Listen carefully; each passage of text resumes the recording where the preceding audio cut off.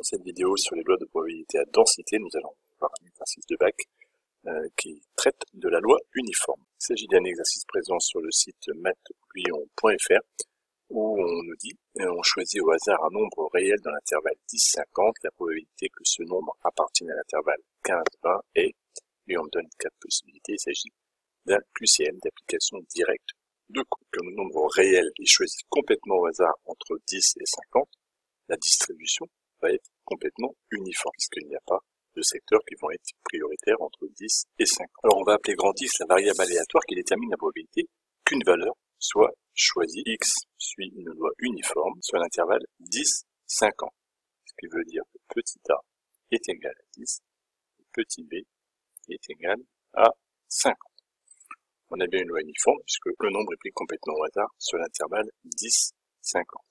La fonction de densité de probabilité, elle est donnée par la formule f de t est égal à 1 sur b moins a, c'est la définition de la fonction de densité d'une loi uniforme, et donc ici, cela va faire 1 quarantième.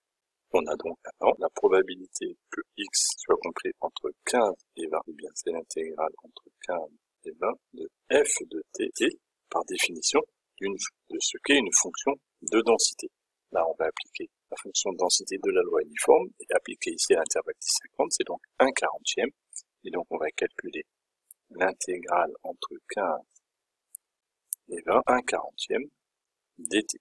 Ici, la variable qu'on a utilisée dans la fonction de densité probabilité est un t. On aurait tout à fait pu mettre un x, et on aurait ici eu dx. On a dit que cette variable est muette, elle n'intervient pas dans le résultat final. Nous allons prendre une primitive de 1 quarantième, cela va faire 1 quarantième fois t, que nous allons calculer entre 15 et 20.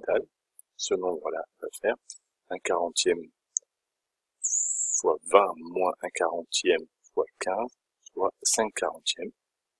Si vous faites le calcul, 5 quarantièmes, ça fait exactement, si on réduit au même dénominateur, 1 huitième. La bonne réponse était donc la réponse B.